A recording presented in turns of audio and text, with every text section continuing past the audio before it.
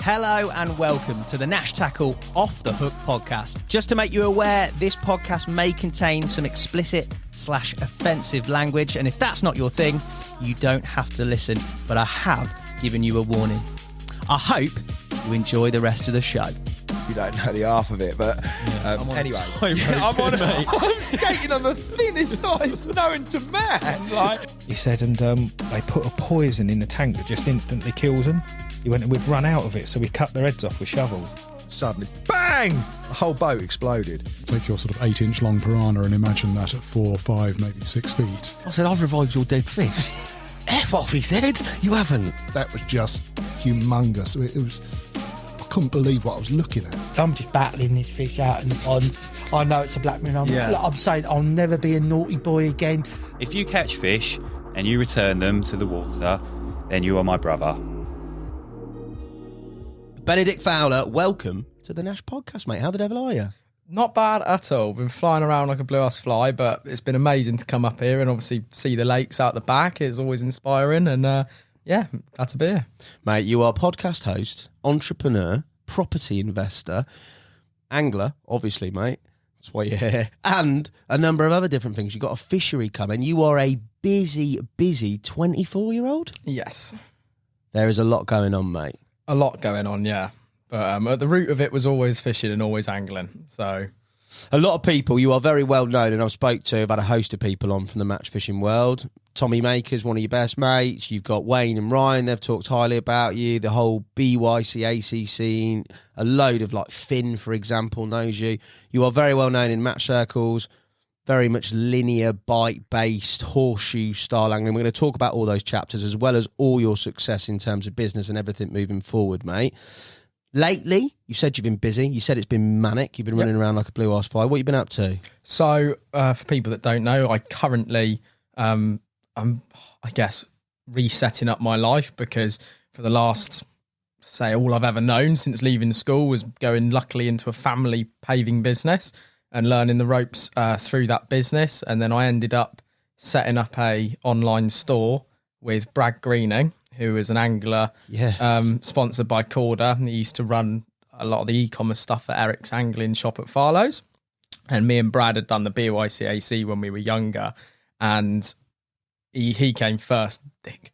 I was winning it for most of it until the last thing. I was 12 and I come third on the podium in the BYCAC. I think I'm still the youngest person to make a podium. 12, that's an effort. Oh, it was weird. It was mad, mate. 'Cause it's like that, those videos you see of kids going into a school and being like, all the big kids are looking at me. Like that's what it was when I was growing up in Bycac. But I met Brad through that. I met loads of people through fishing.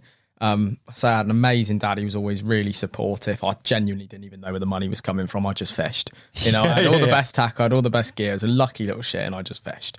And I just kept angling. As I say, I met people like Brad through it. And at work, I was just learning the ropes of what was our family business, working in reception, selling paving slabs in the office, trying to figure out what the hell was going on because I thought this was going to be my journey and my path. And away from that, I always loved fiddling with websites. I loved IT at school, loved fiddling with websites, and obviously selling paving slabs to builders merchants. There's none of that.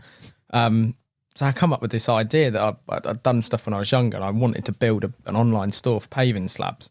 And I knew I could do it and build this thing that was going to need some support because of the scale that it could potentially be. So Brad Greening ended up coming on board, and together we started pavingdirect.com, which has become the UK's largest online paving store.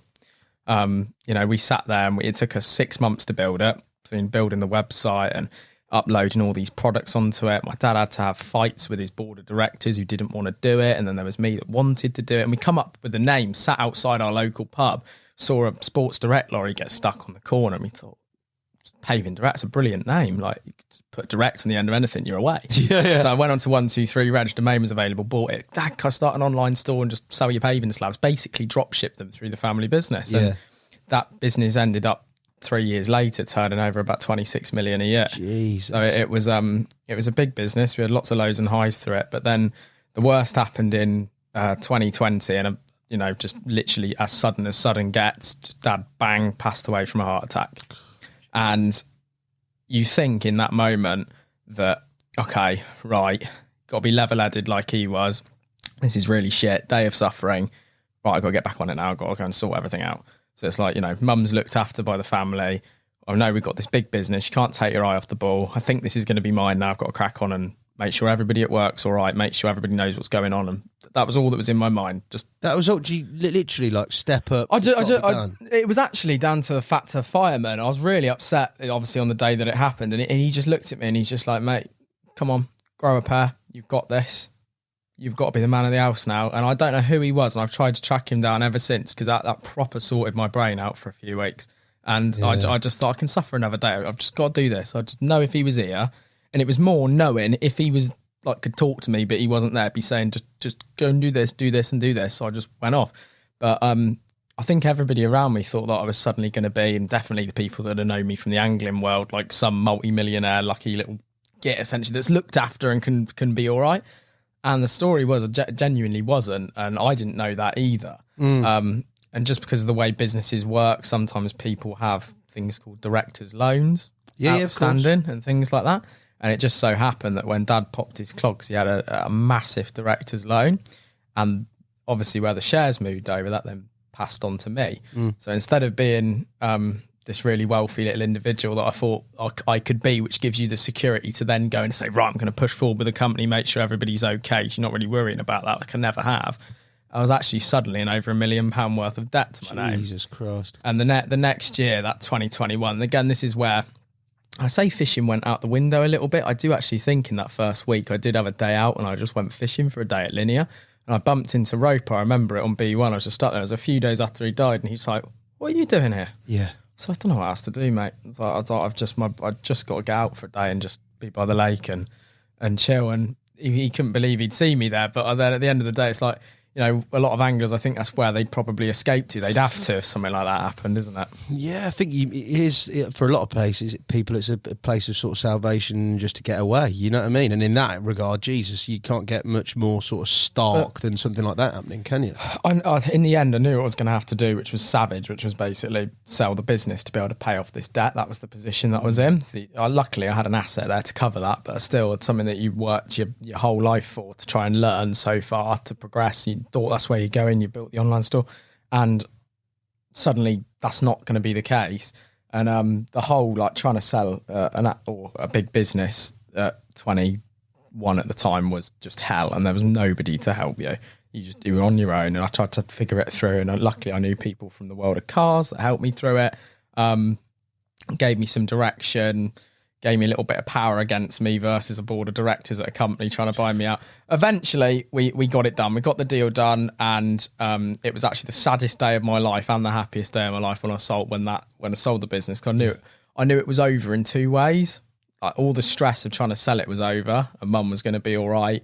But again, the whole journey of everything that I've learnt and done was also over. I didn't look at it as a beginning. I think now, a few years on, you said, what are you up to at the minute? Best decision I've ever made in my entire life. So happy with the opportunities it's presented me. So I'm currently, I've got my own podcast, Road to Success, where I talk to people about their journeys in business, try and get across to people that are interested or thinking of starting something, just how hard these journeys can be and not to bump yourself up along the way.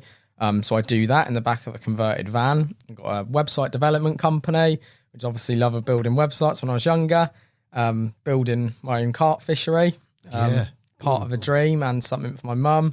And I do a bit of property stuff, which is I guess the sensible part that's kind of risk free.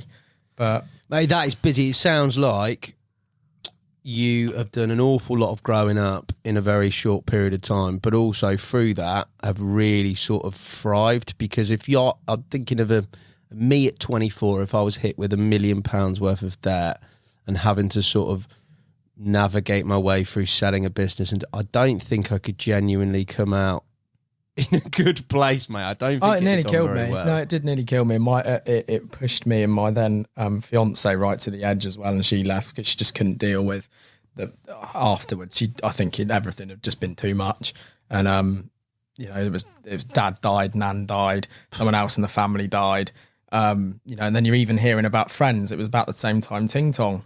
Was it? And people that you knew when you're growing up, it's just like everybody's snuffing it, everything's going wrong. Yeah. Like, and it was savage. And then that happened. Then the fiance, me and my fiance split up, and you just think, right, I'm on rock bottom now. But as I say, so far this year, I keep kind of laughing to myself when I'm even out on my own. I go, Christ, it's all right at the minute, you know. Where's the bus? 2023 has been okay so far, and mate, you deserve it. I think I'm a big believer in like you make your own look, you make your own way, and if you've been through that, come out the other side of it. It's not through sort of want of a bigger plan somewhere. I don't think, mate. So fair play to you. That's an awful lot that you've been through, and mate, things are flourishing, which is good.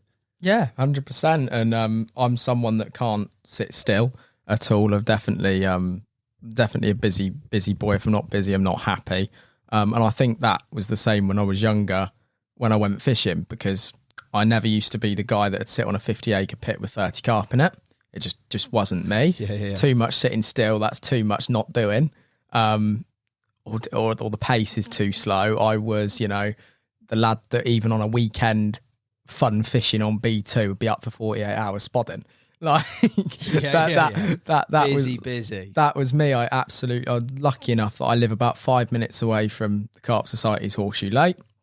So I grew up on Horseshoe and Linear, and absolutely loved Linear, B2, St John's. The breadth of lakes they've got, especially on the original complex, can just teach any angler anything, I think. And I love my dad, bless him. He started getting me tuitions when I was younger, when I used to compete in the BYCSC. So I met Jake Wildboar. He was really good to me when I was growing up, become really good friends with Jake as well. Tom Maker, we got to know each other. I didn't even really do many tuitions or anything with Tom. We just got to know each other and got on really well. What was a Jake Wildboar tuition like? Did you go on a tuition with Jake? Yeah, but you're talking I was 10, 11 years old. How old was Jake?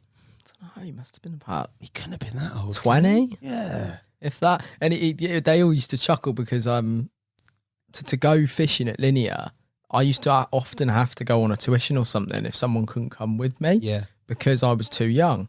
So I started fishing at Linear when at my first BYCAC, I was 8 years old. 8? I was 8. So my dad entered me in the BYCAC when I was 8, and I still remember I had a rubbish draw, Brazeners one. It was that peg in the corner where the big sandbar is. Yeah.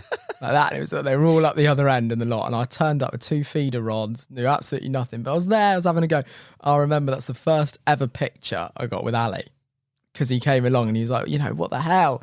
You're 8 kind of thing. And I got to know Ali through doing the BYCAC every single year.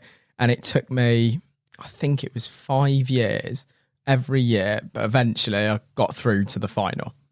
And I got through to the final on Brazenose 2, which is a lake that I knew. I didn't particularly get an amazing draw.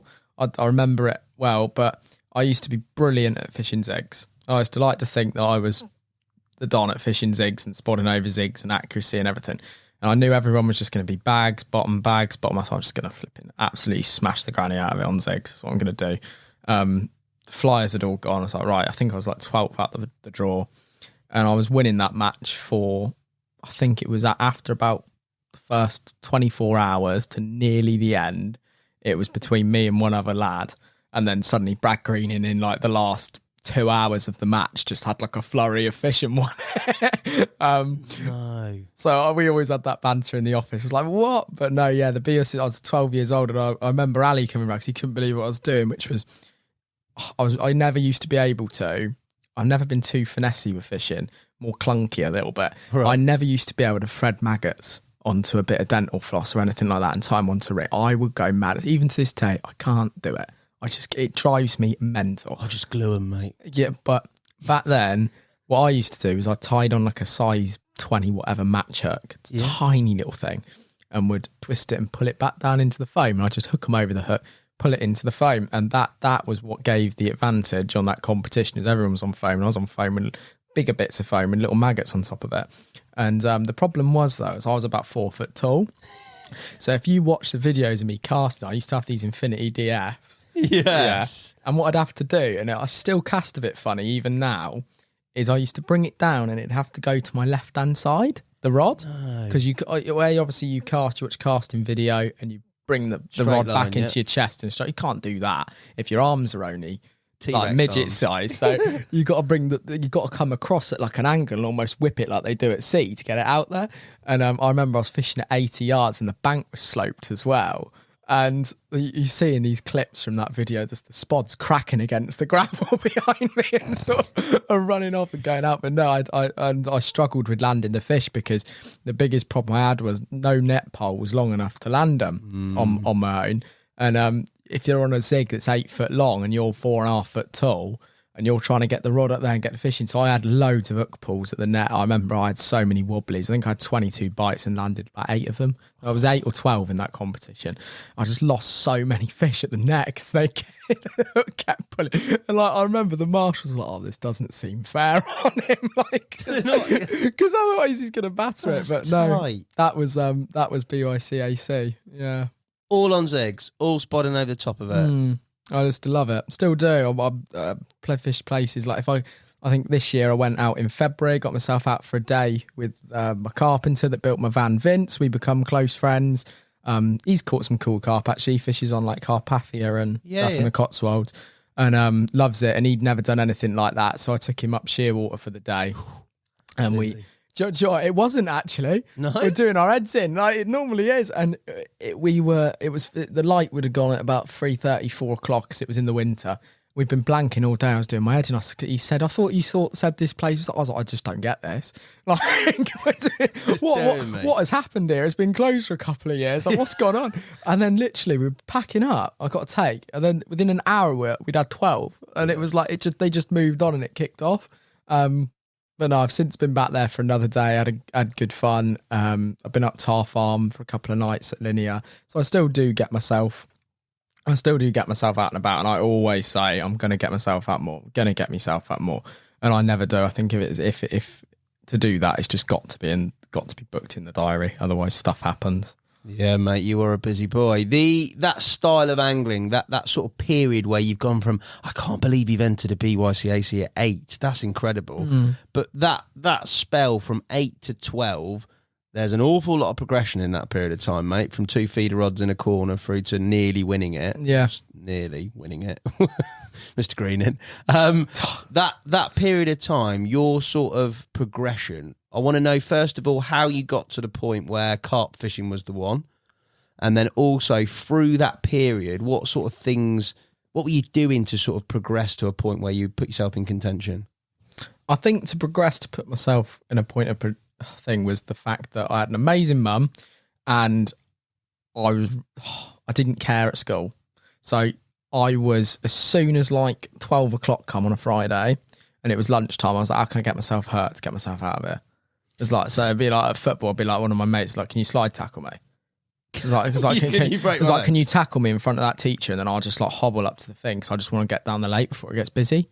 And like then go to reception and pretend that the leg was hurt or whatever, or forge mum's signature in a book saying that I had to like good angling, get out or whatever to get down the lake before everybody else did at Linear. So half days were Fridays normally, and they did catch on to it in the end. What, and your mum was sound with taking you down there? I was very good at manipulating and pressurising, I have to admit, still am. So there's always why, like this is important, like this one. I've got to do it because of this, because there's a competition coming up, because of this. I meet more people down the lane and I'll do it that shithole lake. So, yeah, they were always sound. I think they definitely had problems with the school and all the rest of it, but they always were fully supportive. And I remember them telling me a story once where I think they let me do my first, they spoke to, I'm not going to say who, but they spoke to a couple of bailiffs at Pacific Fishery. Right. And asked if I could go. They'd given my permission for me to be there on my own before the accompanied age. Yeah, of course. Because I was just going every weekend. And they said, okay, we'll allow it. We'll try it. You got a letter of consent, all the rest of it. And it just so happened a storm rolled in. And I was out on my own at like 14 in a bivvy in like 100-mile-an-hour winds on the side of this lake. And it was amazing. I absolutely loved it. But I remember them telling me that they never slept. Of course they didn't, night. Mate. Can you imagine the headlines? They knew they had to do it because I was just constantly going fishing. It's all I wanted to do was be out on the bank and fish every single weekend, which was the thing at Linear. It wasn't watercraft, it was pegcraft at Linear. It was turn up on a Friday. You can't. You can't if it's that I don't busy. know. I'm trying to think when you were 8 and what year that takes you, because there's definitely a time where there was a bit more scope around certain lakes on the It was complex. busy, mate. It was Nowadays, hell. yeah. It was hell on a Friday. B1 was hell. So you go down there, you're talking 4 pegs will be free, and it's not Watercraft. You are driving down that bank and you're looking at every single peg and you're looking at what cars are driving round that could be parking in that peg and going and having a bucket and ready to run at a swim that's available. That was fishing for me between sort of 12 years old and 14, 15 at Linear. And it was peg craft. It's like, right, that looks like the best peg available. Then you look at the lake. It's totally different style of fishing down there. Maybe different in the week. Maybe different if there's a few more pegs available. It's managed by an app, but that's how it was back then. Method wise, sort of perfecting your craft. What were your influences? Was it just a case of going so much? Was it a case of learning of the other anglers? Yes, around there? I started fishing just on my grampy's old feeder rods at White Acres on family holidays and stuff. Yeah. And that just progressed to going to Linear one night because someone that worked for my dad went carp fishing. He said he'd take me. I loved it. And then I just kept going and going and going and going. And I moved up from the Dragon Carp Silvers, which were a tenner each, to the Dragon Carp Golds, which were 12 quid each at the time. Whoa, and dad, bless him, he progressed me up. And back then, his business hadn't taken off crazy when I was that young. And he progressed me up. And yeah, it just come from it's just consistency like anything. If you go every single weekend, do something every single weekend of your life, you're going to get better at it. You know, over the course of a year, you can have brilliant sessions that you remember, you know, exactly how many you caught from what spot at what wraps. So you're going to have sessions where you just like, all I remember was hell. It was like the mud, the rain, the wind, packing up, miserable, the crack off, whatever. That's what you remember. But no, if you just keep going, you just get better, don't you? And I think I did just get better. I kind of only really like that sort of angling. I fluttered with a bit of match fishing.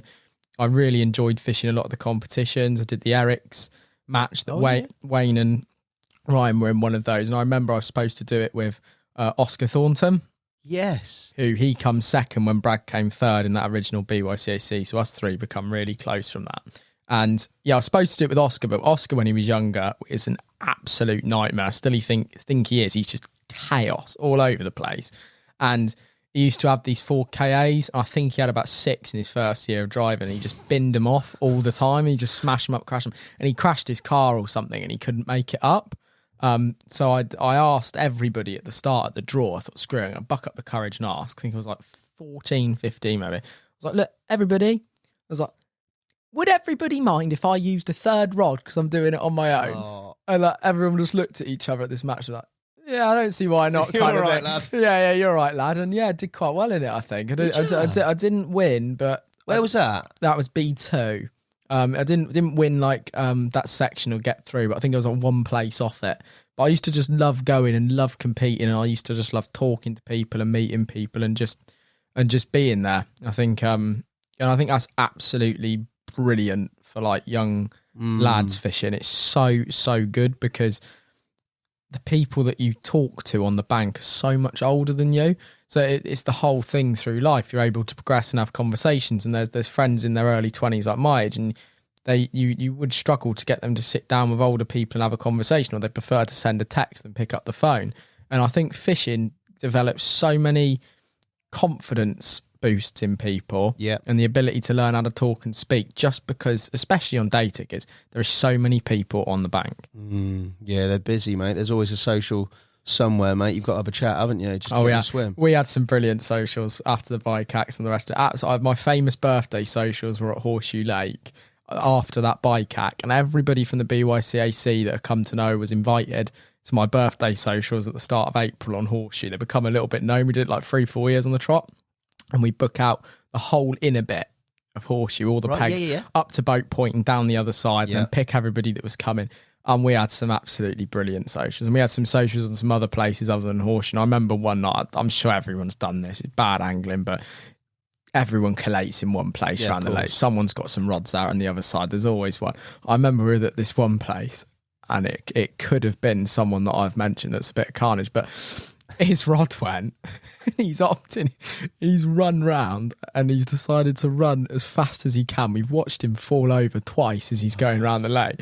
we're absolutely wetting ourselves. The alarm hasn't stopped going, and he's picked it up and struck it, and the fish is on the other side by us. It's come towards the peg we're fishing in. He's up for a sesh, mate. And he's in the water, and he's like, salmon on. And it's just like, we just had so much, and he's landed it, and all the rest of it. We've just had so many fun times through fishing. That sounds good, mate. And also, like, those BYCACs, you look at them, they are breeding grounds for people who've later gone on to work in the industry. I know you don't necessarily work in the industry, but you're starting a fishery and you're connected to...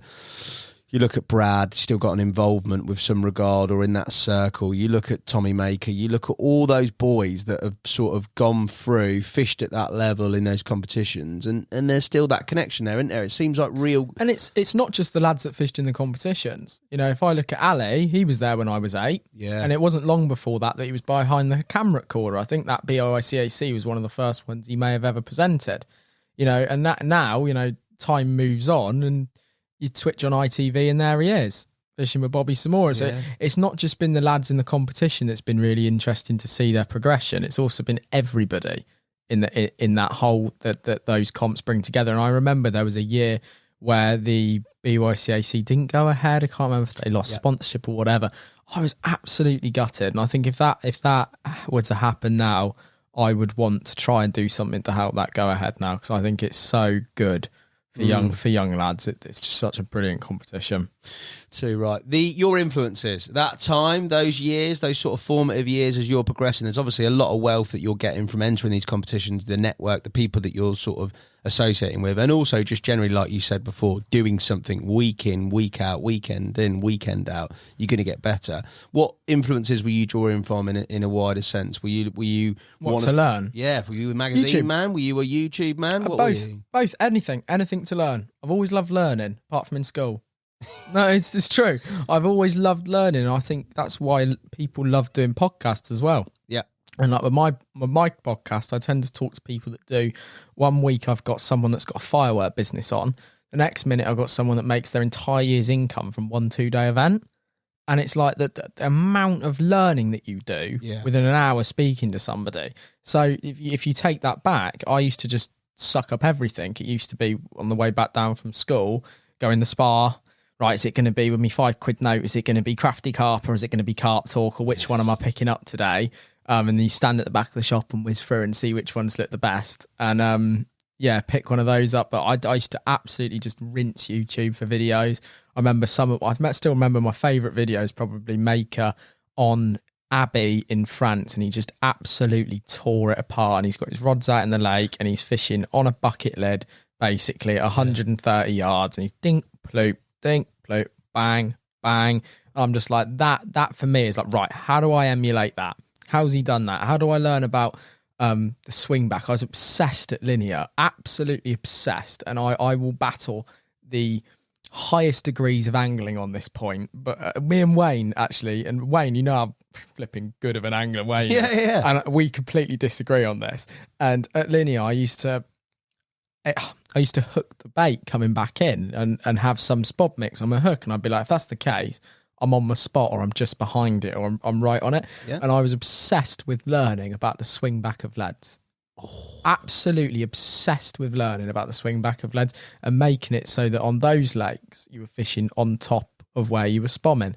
And it was, you know, if I'm in 10 foot of water, how much further am I going to, for me it was, am I going to clip up to get that to swing back down onto the spot? Where a lot of those boys, a load of people watching, no doubt be screaming at me. You might be, there's just like, oh no, there's so much stretch in the main line that you're going to go past and it's going to land back on the spot, or you want to be just in front of them to avoid the lines. That's fair, say what you want. On linear, I was clipping up a little bit further. If it was 10 foot of water, I was clipping up 3 foot further than what I should have. So you were to get it on the spot. Your spomming was 3 foot shorter than where your leads were clipped up. Yeah, basically. I used to love it. And I was absolutely obsessed with trying to think about whether I was on that spot or not, because I get bites, and they get bites quicker on linear and on B2 if I found that I was on the spot. And I think when there's 40 fish in a shoal feeding on 4 buckets of bait, they don't care whether there's lines through it.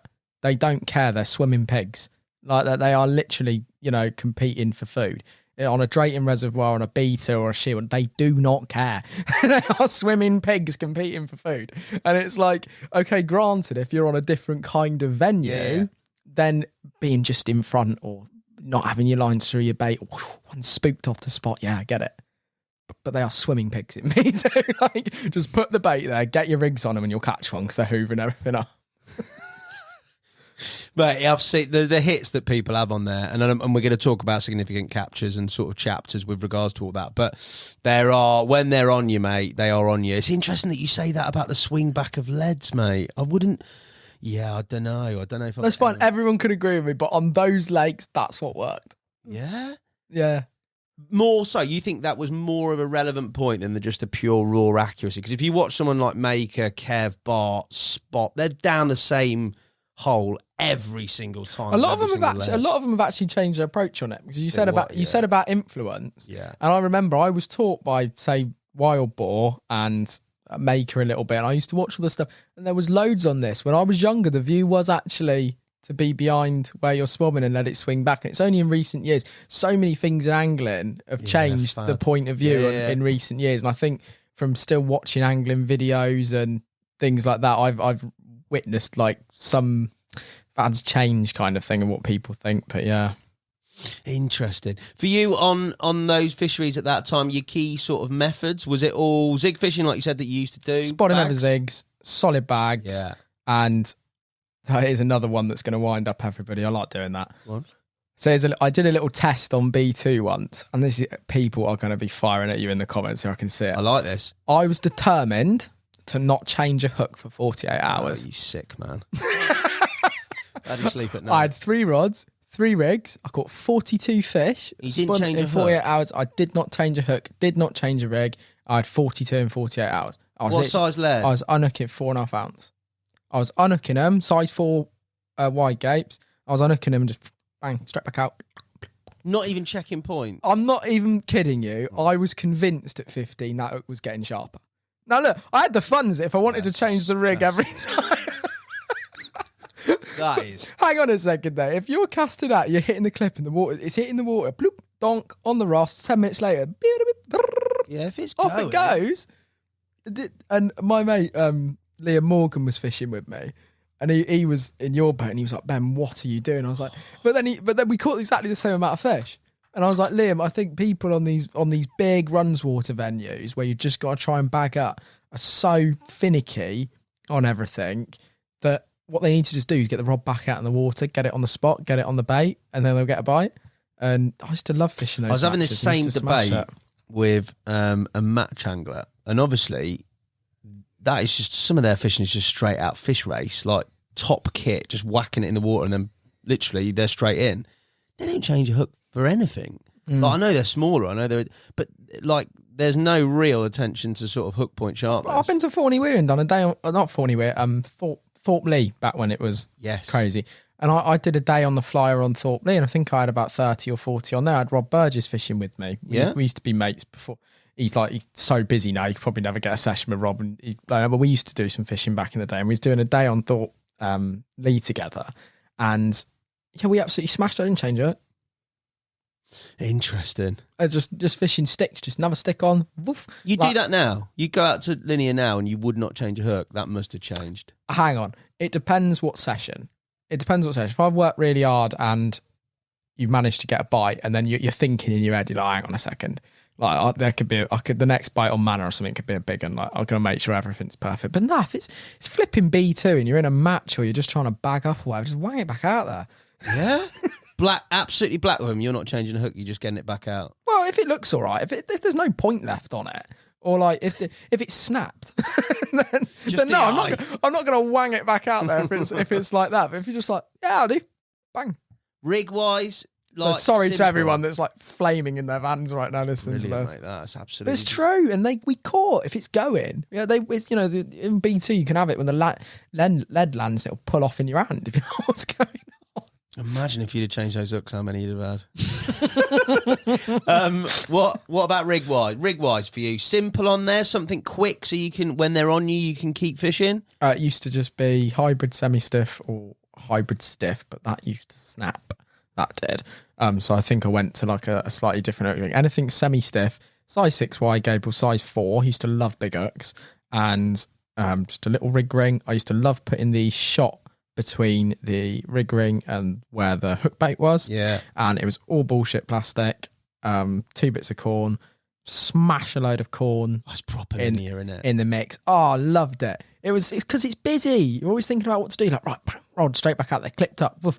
Okay, every time I'm having to wrap these up around the wrap sticks, how can I learn how to not do that? I remember it took me ages to figure out. I've never been good with tying things and brilliant at it. So it took me ages to properly be able to tie a really nice marker elastic on the line. Oh, okay. And then I figured out how to do it really nicely, and then that saved me loads of time clipping up, because in the end on BT, you just flipping wang it out there. A bit like Wayne saying that he never used to fish to a clip. Sometimes, if it was really busy, you'd try and stop the marker elastic on where the rod joined and be like, "Yep, it's gone in, bang." This is a man who's in the same breath talked about his sort of OCD for the swing back, and he's just clattering one out there. Yeah, but if you know that marker elastic, if you stop it where the rod butt joins together like that, well, we did on there. Me and Liam Morgan, Nick Longpree, we all used to fish.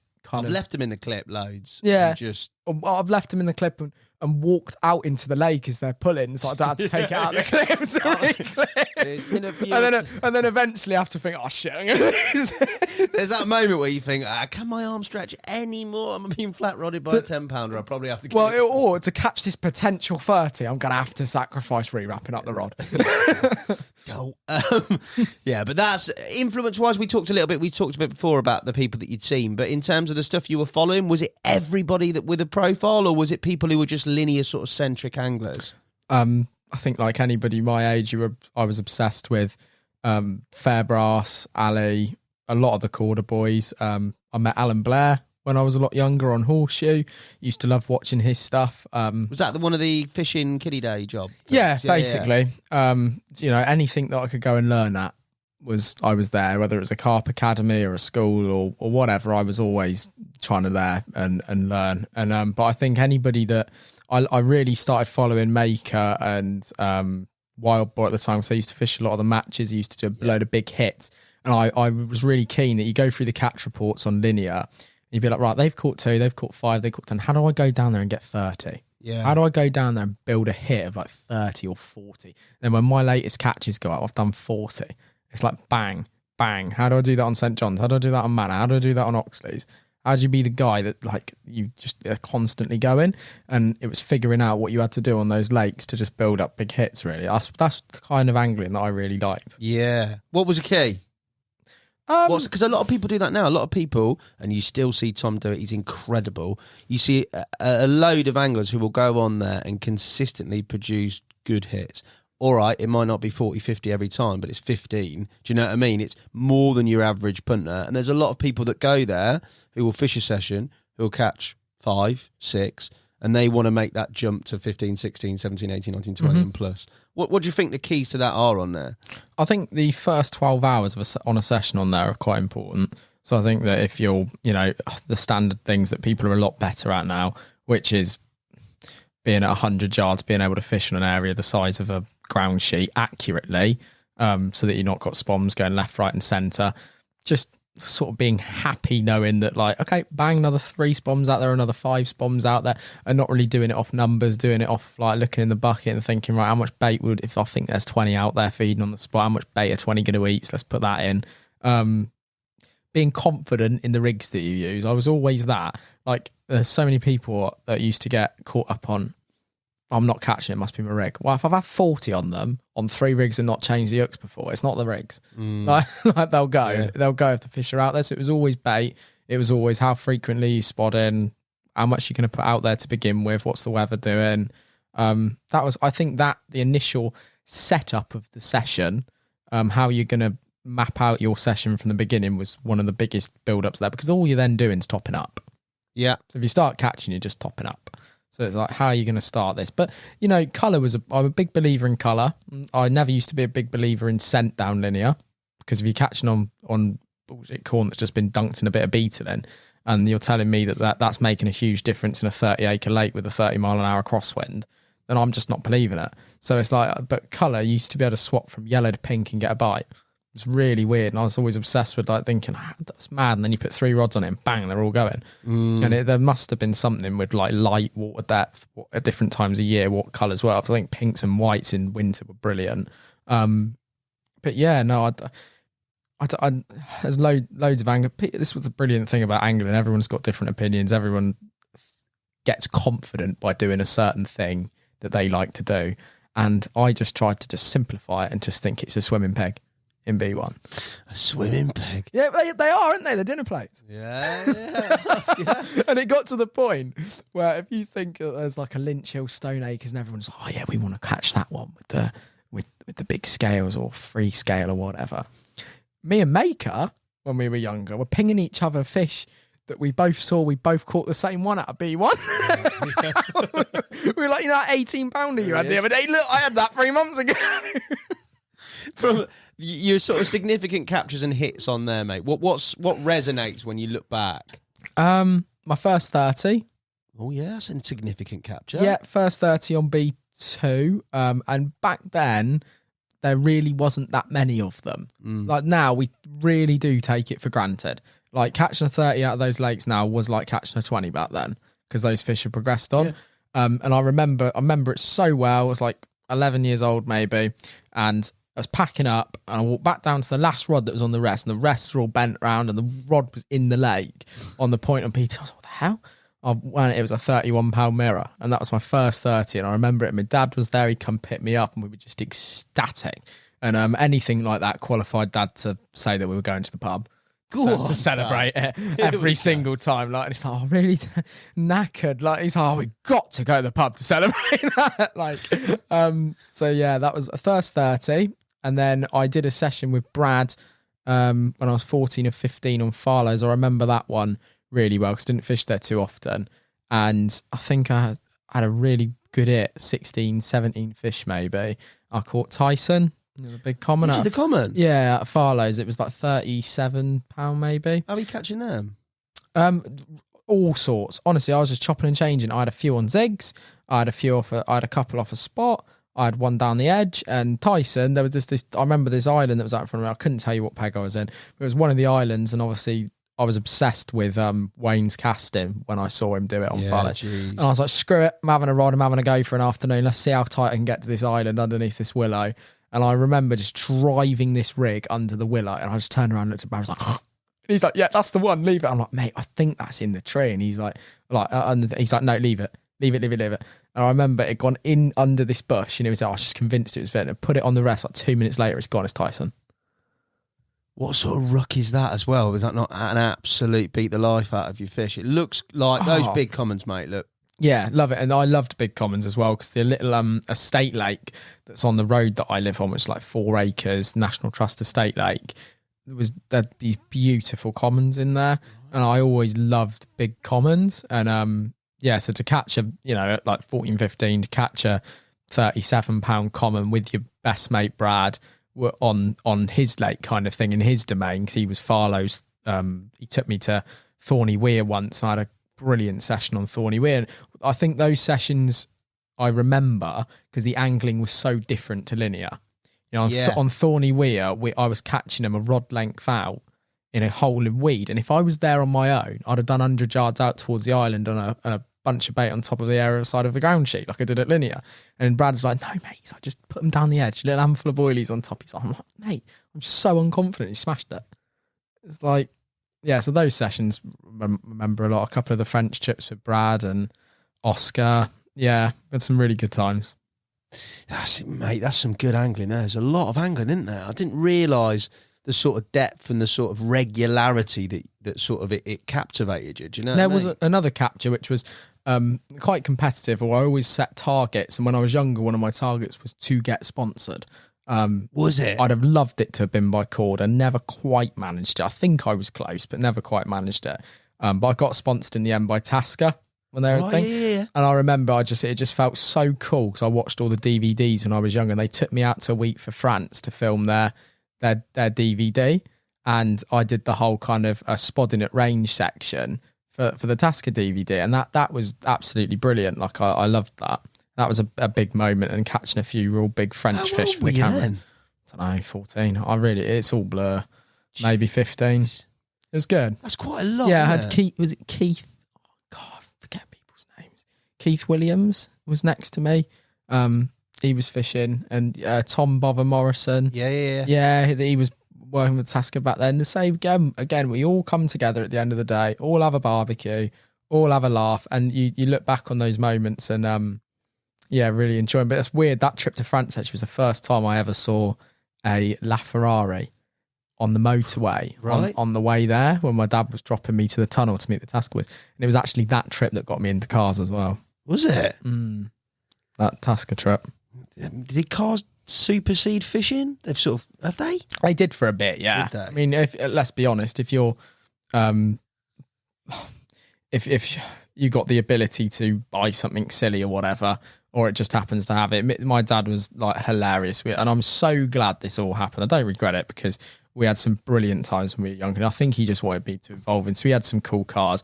Through the business, I managed to get insured on them somehow. I did like Rosper Institute of Advanced Motorists course, and I think my excess was like 20 grand, like no word of a lie. And he was like, "Don't crash it," and I was like, "All right." And he had a Maserati Gran Turismo for a bit, and just when he had a couple of good years in the business, he's like, "Treat myself to a car. I haven't had one for 20 years, something." And I said, "Oh, cool." And then that developed into, he got me a Porsche Cayman, and so then we used to go out to car events together. Right. And that did start to supersede fishing, because what young lad doesn't love supercars? And then if you're around that environment, it's a whole new experience, learning about different people, different cars. How have you got that? And it always used to answer that question in my head: how has he got that? Like, this is our business and this is what it's providing, and Dad said us do this. So how have they got 3 of them? How have they got 4 of them? And a little bit like fishing, you just try and start to figure out what people do, how people earn money, and then that was kind of merged into the business life, really. Interesting, that, isn't it? That sort of thirsty mindset with regards to, I don't know, looking at other people. It's the same in match fishing. You need it, don't you, to be successful? Like you say, you're not just happy going there catching 1 or 2, more, and then you're looking at that into a car sense and maybe a wider issue in terms of business. You referenced there sort of other venues that are different to linear, and you also talked about Horseshoe before. Now, Horseshoe, obviously, in the fact that it's makeup, summer bait, etc., weedy, there's still the numbers of fish there. There's still the hits to be had, but the fishing method-wise is relatively similar, but the actual makeup, topography, etc., is quite different. How did you find that as a complex in terms of the actual fishing? I know we talked about socials before, but your own fishing on there. Horseshoe is like, to me, every good bit of linear merged into one lake. So there is times and situations on Horseshoe where you can fish it like B2 and have a hit of fish. There is times on Horseshoe where I would go down after school or after work at the end/beginning. And I remember I had like an amazing floater session in Summer Bay after having a coaching session with Alan Blair on a Carp Academy days 3 years ago. And I thought, I'm going to go down there and have a little a floater session after work one night. And I caught a couple of 20s off the top, and it was wicked in Summer Bay, just something a bit different. And I went to Hardwick and did the same thing. And it's like just enjoying something a little bit different. And, but yeah, I'd say Horseshoe as a venue is like every good bit of linear merged into one. You can fish some bits short range, like what's Hunt's Corner, like down the edge, or a little bit out in that bit of Summer Bay. You can fish off the top, you can get them on zigs, you can stalk them, or you can fish the Winter Bay side at the end of autumn or the beginning of spring and build up a hit. And did that a couple of times as well. And the last hit I had on Horseshoe was sadly the day we actually went to say goodbye to Dad in his coffin, and the day of the funeral. I called up Brad and Oscar and I said, can we go fishing? And they were straight down, and we all went to Horseshoe that night. We watched him go in the ground. We watched him be buried, went to his funeral. And that night we all went to Horseshoe. Yeah. And we managed to get it's the pegs in front of the stock ponds at the top end. Yeah, okay. It was quite available. And again, just bring it back to fishing. It would be, say we'd had a day where, not an awful day to be honest. It was a day of remembering him. And I had all the stuff going on with the business sale that I wanted to forget about as well, and the stress of that. And we just wanted to go fishing. And I remember those boys are damn good. You know, Rob Greening was there as well. Yeah. He was doubled up with Brad on my right. Oscar was there. And I'm like, oh, come on, Ben, right, you got to catch some now. You can't let them all just outdo you here. You've got to catch some. This is about more than this. And I did. I caught more than all of them put together. And I remember I was on the peg in front of the stop point, 18 wraps, hard spot, bucket of bait on it, 3 bullshit corn rigs, size 4 wide gates, little ring.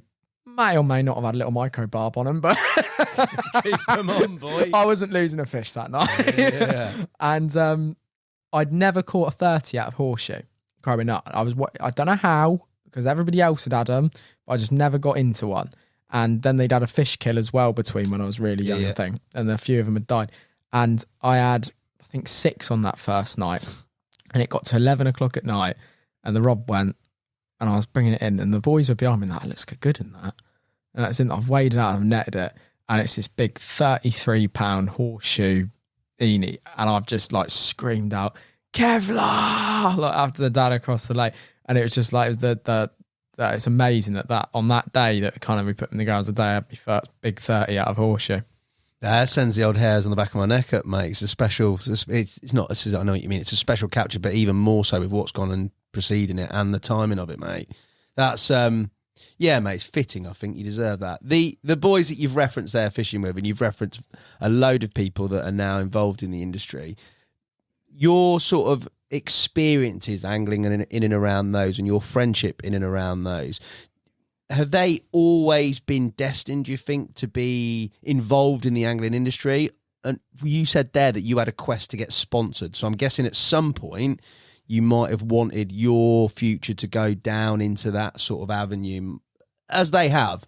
But it obviously other things have taken precedent above that. I think fishing for anybody is a brilliant platform to do anything. Because, as I said before, you learn how to talk to people, and the competitive people end up fishing the competitions. Now, you tend to find that people that do well in anything, and you can have that whatever way you want, whether that's a financial goal or a specific goal that they've reached and just been able to do something, or career-wise, or enjoying themselves, you tend to find that you will not find someone that hasn't been competitive to get there. You've had to outdo somebody else to get there. And if I think about, the final year I ever did a final in the BYCAC, if I think about the people that were on that lake, and not just the lads fishing it, as I say, those people have gone on to do really amazing things, or certainly the ones that I remember have. I remember the year that I did that final BYCAC final on Oxley's, I think I come 5th or 7th or something. There was a young lad that everybody was talking about in the corner. It was the next Ben Fowler at 12, fishing it and having a go. And his name was Finn. It was, of course, now for you guys, and I'm now seeing what he's doing. And again, memorable name. He demanded some attention in that competition by being this personality, not even about his angling ability.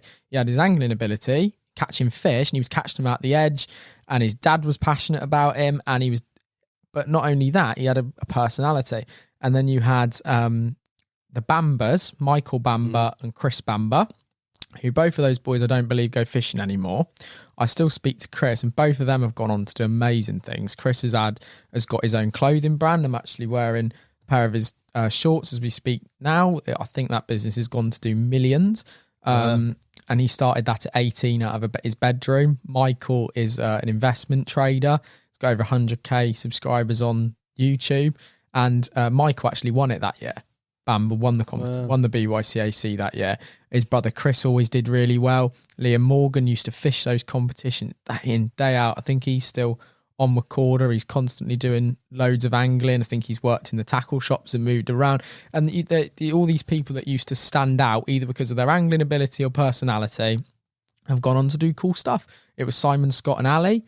We're filming it every year. Simon Scott's VS business is probably, one of the most reputable, I'd say, fish farms in the UK, especially in terms of quality. And you've got Ali that we said before is doing his TV stuff. So I think those fishing competitions are such brilliant platforms just for like breeding success out of people, because the cream rises to the top in them, and people have different abilities they can bring into fishing. If you're really good at English and you like fishing, go and be an angling journalist. If you're really good at video and you like fishing, try and get yourself to the top and go and film. Go on some amazing, crazy adventures. It gives people so many goddamn opportunities, which is why I think those competitions are so important, more than just the winning them. What led you to stop? Why not transfer what you've done, which is a really good base in the BYCAC, through to the main BCAC international competition? Who knows, mate? Why not? Cars and girls. Cars and girls? Yeah. But it wasn't that easy, because I tell you what angling had done to me was I had a knee disease growing up, so I had to stop playing football, and I had this Osgood Shilatis thing in my legs, and it was savage, and I just couldn't play football or do any of the activities that I was doing as well growing up in the week, at like school, after school clubs, all the rest of it, playing football, going to training. I had to stop all of that, and then I'd go fishing, and then I'd order takeaway at Linear, because it was easy. New peppers straight to your swim, bosh. Like,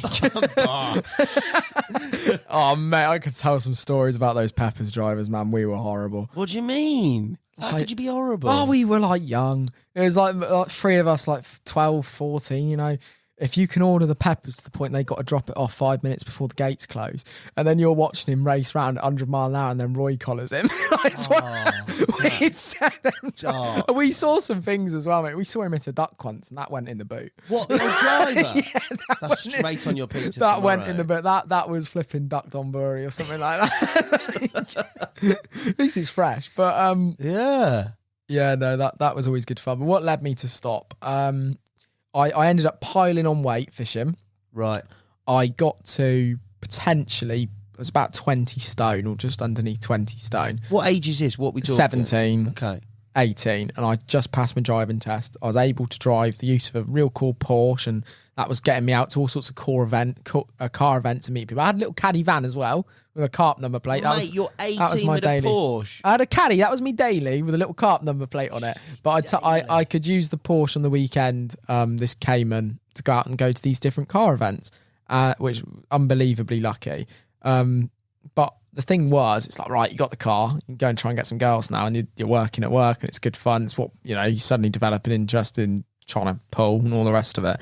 It's like, you can't if you're like 19 stone light fishing. It's just not happening. Mate, you got a Porsche. That doesn't matter. I'm not having that. No, you can't. You can get them in the car and you go out on dates, but nothing's happening. Lock I'm the telling door, you. keep driving. I think that's illegal. Don't do that. Mate, if you look like the Michelin Man, but a camo version, it's not happening at that age. You've just got to realise it. So what I did was I started taking an hour. I was like, right, here's a problem, got to solve it. I started taking an hour out of the day at work, and I started CrossFit because it was local to work, so I could take my lunch break as going to CrossFit every day.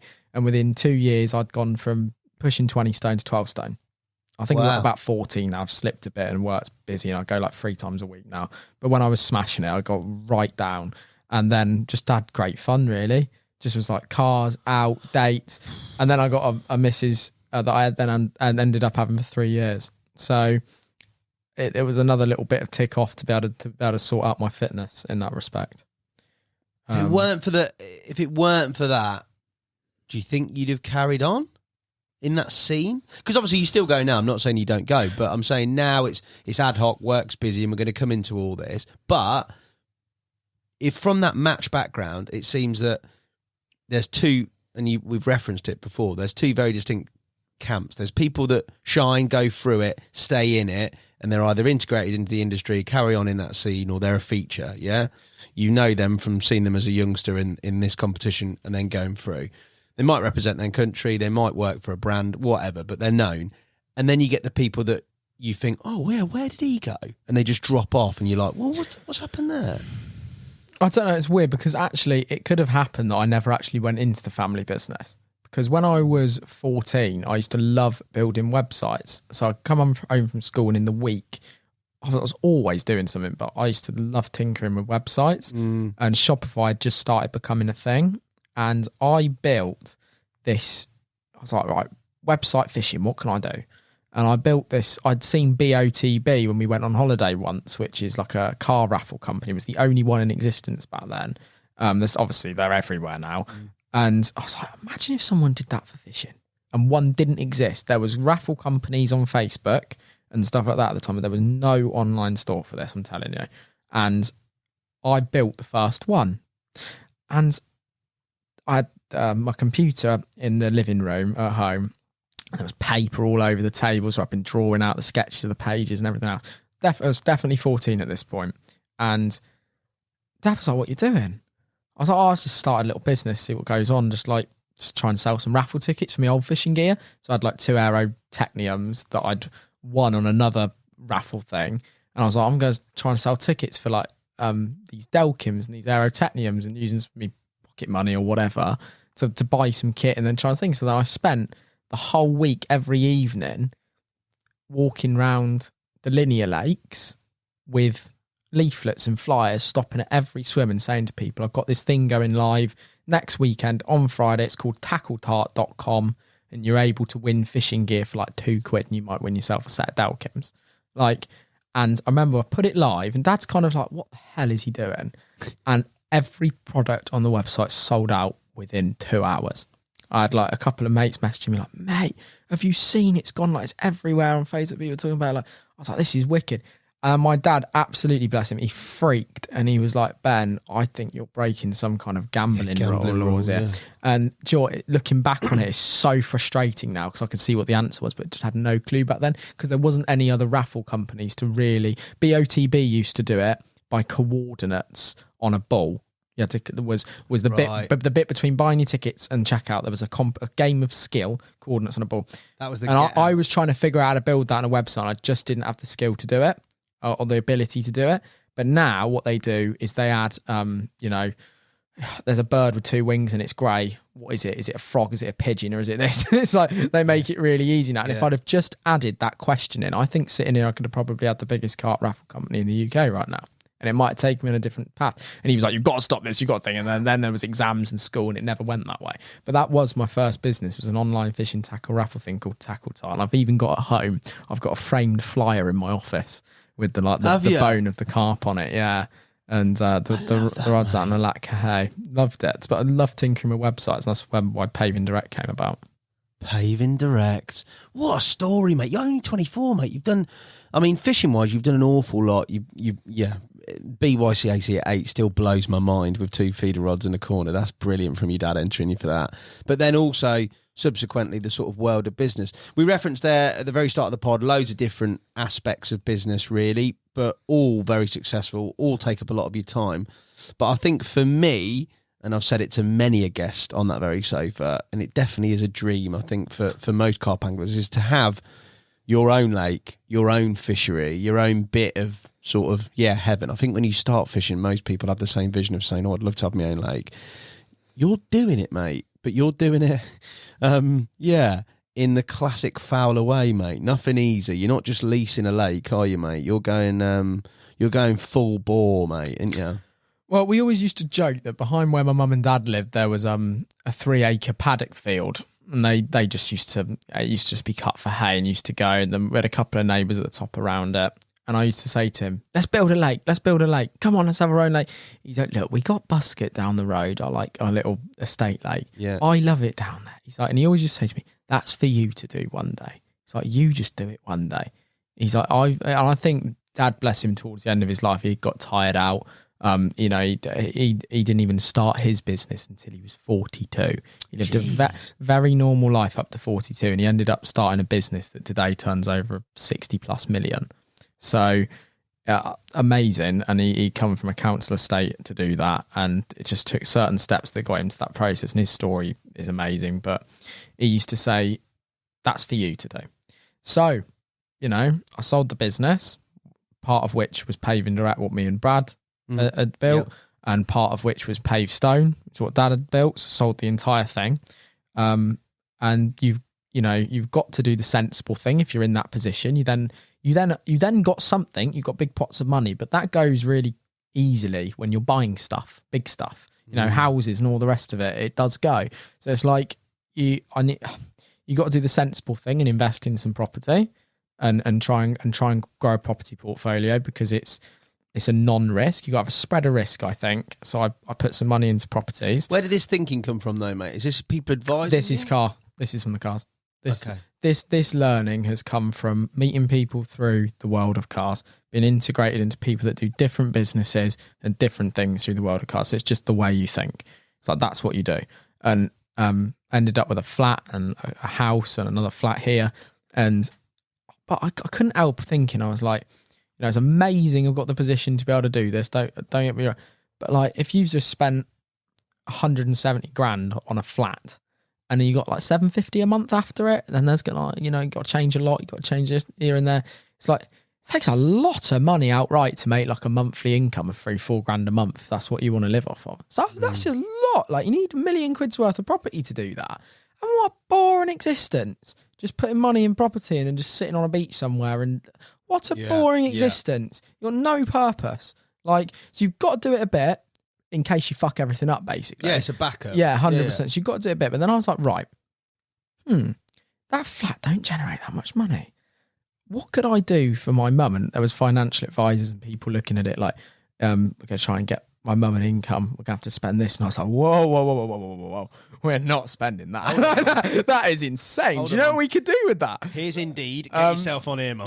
No, and it was blessed. Well, bless her. She's put nearly 70, Mum, and like she's earned her right to just be out in the garden and enjoying life. And it's like, but I still want her to feel secure, like she did with Dad, and she was a massive part in the success of that business being around. So it's like, right, okay. I said, look, Mum, I got this idea, and I was like, I think it'd be perfect for you because you're so friendly. Got to be busy yourself, got something to do. We're going to build a lake. She's like, what do you mean? We're going to turn that field into a lake. And I'd seen the video with Neil Spooner on Jackie's pool. Oh, yeah. I'd seen the video of Alan Blair there. Yeah. And I just looked at it and I scrolled all the way to the bottom of his Facebook photos and I saw these 2 Asda lorry containers he converted into this stunning lodge on this little lake. It was absolutely beautiful and you had it all to yourself. And I just thought I screenshotted it and then put it over a Google Earth screenshot of our field. And I was like, I've got to do it. I was like, I must do it. And I just did the basic stuff. You go on the website, you see what they're charging and you're like, sorry?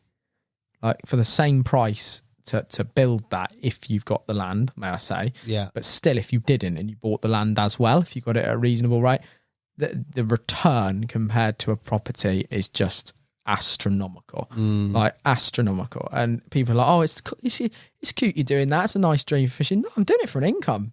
But it's a business, and it'll pay itself off. I think you've got to be confident about it. You do your business plans, you do your models. You're like, right, this is going to work. What do anglers want? What do these people want that are going away? What are other places doing? What can we do different now? How can we build the lake? Let's plan it. Bang. And that's what I'm trying to do. So I'm building a 1 acre carp fishing lake in our field with a 11 metre by 5 metre glamping pod on the side of it, 2 bedrooms with a hot tub and a swim. And I thought, well, if I was going fishing, what would I want? Because I used to like big lakes, gravel pits, casting, all the rest of it. I wouldn't want no one else there on a lake that size. I know that much. And fishing under my rods. So you got to have it to yourself to begin with. No other people. If you book the lake, it'll be just for you.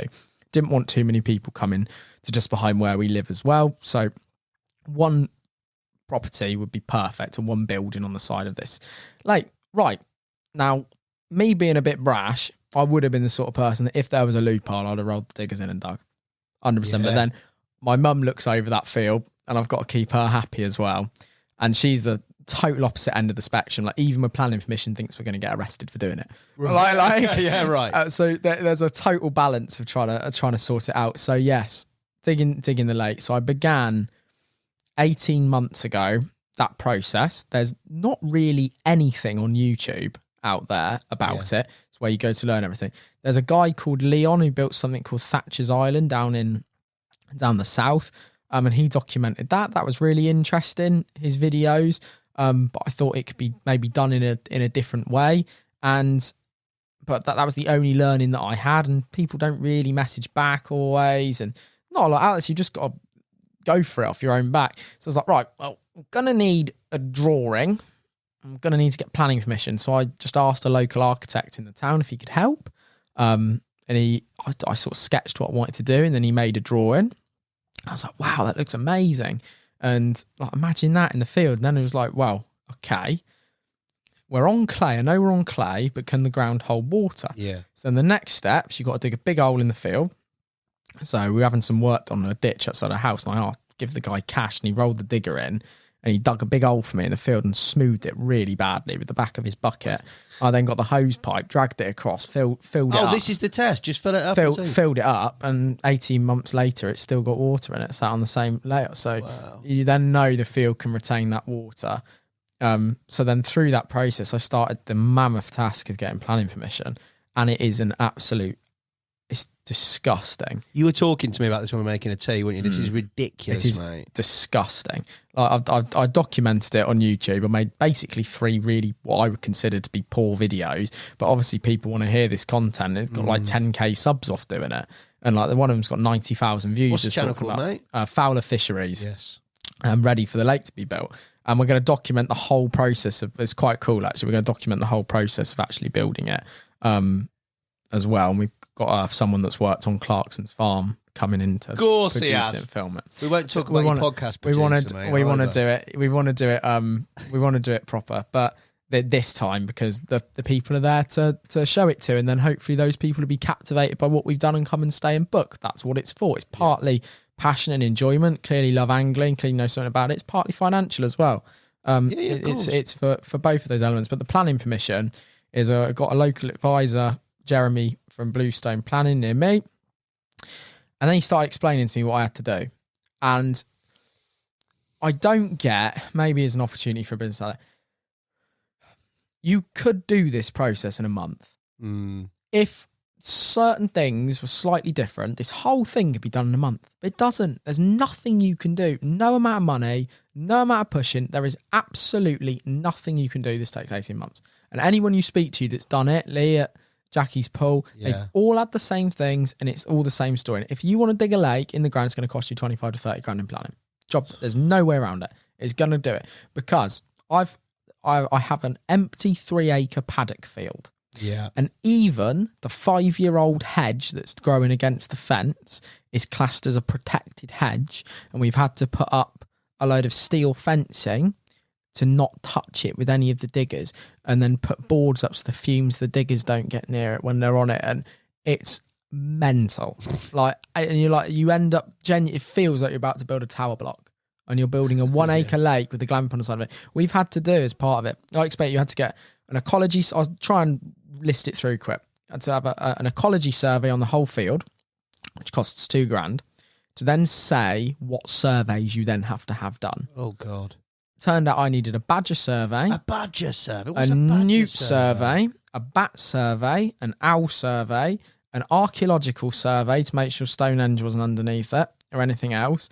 And then, because one tree that goes up our drive behind a ditch somewhere completely other was within 15 metres of the access road, I then needed 2 arboricultural oak tree studies and surveys and tree protection plans. Already, I can't be then bothered. a landscaping plan. And then, because there's going to be lights and electric to what is deemed as being an outside commercial building, you then have to have a lighting design plan and display done. So then even down to the little lights that go up the path to get to the glamping pod, you have to put down what volt they are, and all the rest of it, and what light they're going to give off for light pollution in the local area to a 2-bed glamping pod. So it's tricky, and you never know what they're going to do. Mate. But you've just got to do it. You've just got to step by step. You grit your teeth when you pay the bills because you just think, I had this work. They must be creaming it in somewhere because I had this woman. She come out to do this newt survey. What'd she do? Ask all the newts if they're all right? She was there 15 minutes and it cost me 750 quid. I want to be the newt study bloke. She literally got in the test hole and put a little bit of water in these tubes, dropped a thing in. It's like, okay, no newts. Tick. Went down the road, got in a ditch. Did the same thing. 500 metres away, by the way, this was from the site. Had to do any sign of water, had to be tested within 500 metres, half a mile. What did that cost you, mate? What's a newt study? That was 750 quid for the initial one. 15 minutes, 750 quid sounds perfect for a plus VAT, everything plus VAT. And that's savage. Yeah, that's savage. I remember the tree studies amounted to $3,500 on the oaks. But this is the problem. So it's not just the cost. It's when you get the email from the planning advisor telling you what you got to go do. You then got to go find a company. You got to email them, and then that company turns around to you and says, "Okay, great, yeah, we'll book you in. That'll be 2.5 months' time. We'll come out." And then it takes another month to get the report. And then what happens is that report then triggers you having to have something else done, which is the same amount of time. And this whole thing is if somebody just come out and said, right, you need all these surveys, we'll get all these people to your place on the same day and do it, and give you one mammoth report. You'll pay. Then bang. It's worth its weight in gold because the amount of time that you'd save is huge. You can actually get on with doing things before people snuff it. I mean, I've aged 2 years since I started this. Do you know what I mean? So much more stuff would get done. And look what we're doing. We're creating a little business in the local town, turning a barren field into something with reeds and birds and ducks. And it's, we're not building a skyscraper. And it is absolutely ridiculous. But everyone's got their jobs to do. I understand why some of it is important with planning, especially road surveys, getting out onto main roads where crashes happen, drainage. We've had a lot of stuff to do with our entrance, but I've finally got the planning permission. And then, because the case officer had changed, we got planning permission, but we're not allowed to start doing anything. We weren't. And you then have to they wanted a final plan of what the planting specification was going to be on the island.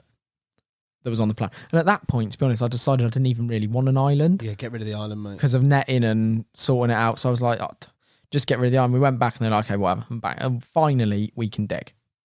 Oh, man. So 18 months and between 25 and 30 grand, and we can now dig. So, digging. And all of that's planning as well. So I ended up going and getting some quotes from different companies. I've always been quite friendly with a ground worker called Martin, but it's not his forte. It's not something he's done loads of. So I was determined to use a lake building company, Lewis Porter from Fox. Yeah. He's just dug his own lake. Yeah, of course. He did brilliantly. Trust me. They're really good. He recommended some people, but they were really busy. And I spoke to some other people and it was too far. And it seems like it's a lot of old boys that like their angling and they're not really doing it for the money. Right. And if it doesn't stack up, then it's not going to work. So then I got a big construction company and they quoted for it and they could give me a quote of 150 grand. And I thought, yep, no, that can go just to dig the hole. And fill it with water. I'll dig it for you, mate. And ended up with a really good price from my builder Martin to basically do everything that comes in on budget, and I'm gonna help. So I've built a big hole into my diary. I've been scrolling around trying to make sure that all the website work that companies got booked in is kind of behind the projects and in front of it. I tried to build up all the podcasts that they're going live every week so that it's giving me the time to be able to try and help on this lake build project and learn about it. So I've got a little 6-ton digger and I've never used one in my life. That's wicked. That's my builder's digger, luckily, so it's not on hire or anything. And he's got a 28-tonner that he's doing the thing with. And some of the people that are going to be building this lake is like the little group collective of us. It's got to make good footage because I don't have a fucking clue what I'm doing. I'm definitely going to argue with Martin because we do butt heads. I've got different ways of doing things. And then there's like Jack from down the road who works on the Buscott Park estate on that lake managing it, and he's going to be doing some bits and bobs. And you got the lad that operates the grab truck, and he only knows one word and it's just Chinese when he wants and his order number and the breadth of people that be working on it will be great. But I've ordered my fish from VS. Like, you got a plan. What have you gone for there? What have you got? What's going in it? 35 all over £20. Right. So the idea is if you go there, you get a bite, it's going to be a good one. You got the lake to yourself, you can stalk them. There's little bays that we're making. There's little lily spots that we're making. And I think the lake will end up being between 0.8 and 1 acre. But everyone that says, oh, that's a tiny, mud pool or whatever, and how many of these mud pools are popping up across the country and all the rest of it. I like to think what's different about ours is some of the traditional holiday venues that are out there. Not Jackie's Pool. Jackie's Pool is brilliant at this. But you tend to find there'll be a 2-acre lake, but you've got 0.1 acres of water. I know this, I measure it all on Google Earth. I'm obsessed with it. On the you can measure acres on Google Earth. And we were talking before, just it's amazing. If anyone on here wants a bit of a laugh, if you go onto a fishery website, read what they state the lake size is, and then actually go and measure it on Google Earth, and it is hilarious. And they're out by so much sometimes that it's almost baffling. So yeah, we're about to start digging, we're about to start opening a lake, and I've ordered my fish, and I'm doing my permits from the EA to get them in and all the rest of it. And hopefully on March the 1st is when I want my first guests staying in the lodge, and I think they'll probably be paying back my childhood, and I'd love my first guests to be Tom Maker and his missus and kid, and then definitely Wild Boar, and then from them we'll build up for customers. That's lovely, mate. So yeah, that's who I'd like to get there. Top lads, mate. That's wicked. And fish wise, you've got a big one going in, and he's going to be the only named one to start with, isn't he? Yeah, naming him Kev after my dad. He used to love big commons, and they say they're giving me the biggest common they've got available as the Halo fish, and as they said, got to have that. So it's going to be Kev's pool as well. I'm going to nice. Name it after him. Beyond the house, used to look after it. So yeah, but it's like anything that I do end up doing, somehow it leads on to other things, and somehow I can't help myself. And I'm just about to, hopefully. It's tricky because the guy that owns it is very, very old. Right. And situation could change anytime. But just about to hopefully lease 2 gravel pits just outside of my town to open as 10 peg traditional day ticket fisheries. Lovely depths in them, lovely features, islands, bays. They're perfect for lakes. Siltweed, Canadian weed, gravel, the lot. And they're perfect to open as 2 new fisheries. So it's already developed from 1 lake to 3. Jeez, and then there's looking at something else. And it's like, how can I make this a good business, but also somewhere that I'd want to fish as well and get enjoyment out of? And I get just as much enjoyment as seeing other anglers go there and seeing what they've caught and looking at what rigs they're using and trying to help people catch more as I would even fishing it. Do you? Yeah. Or is that just like everyone seems as long as I'm learning. As long as I'm learning, Yeah. my brain's active and I'm happy, I'm happy. I do go fishing, and I will do more fishing. I'm determined to, but... Would you fish your lake when you've made it? Oh, that's a strange question. There's a guy that used to own Welford Pools near Horseshoe. Yeah. I think it was a really sad story what happened to him, but I remember when I spoke to him when I was younger, I said, do you ever fish your lakes? And he went, no, couldn't. They're like pets to me. He's like, I tickle one of their chins when it comes under the bridge. And I'm like... I can't answer that question, honestly. I've got no idea. I mean, I'm weird with my dog. I've even got a sausage dog tattoo on my leg of him there that I got drunk in Belgium with all the boys at a car show and got pissed up and ended up having that on my leg. So I'll probably end up with a carp on the other one. You're going to have a carp. Yeah. I'll probably whistle and they'll come to the surface. Or my mum certainly will. She'll be out there feeding them, like chucking in the boilie each week. And she'll be the person. She's that woman that'll be like going to the lake with the bag, and it'll only be her that can do it, and like rustling them, and they'll all be there under her feet in the corner. But yeah, mate, that is a cool project, mate. I think that is, yeah. Like I get that there's a business context behind it all, but there is a lot of sort of your dad's influence, the conversation you've had about that field. There's a lot in that as well. It's not just a sort of as a project for finance. There's a lot of love in there, mate, and a lot of your own time, blood, sweat and tears on this dig as well. I'm sure there will be. For you, in terms of a wider sense of things, and we'll talk angling before we talk everything else.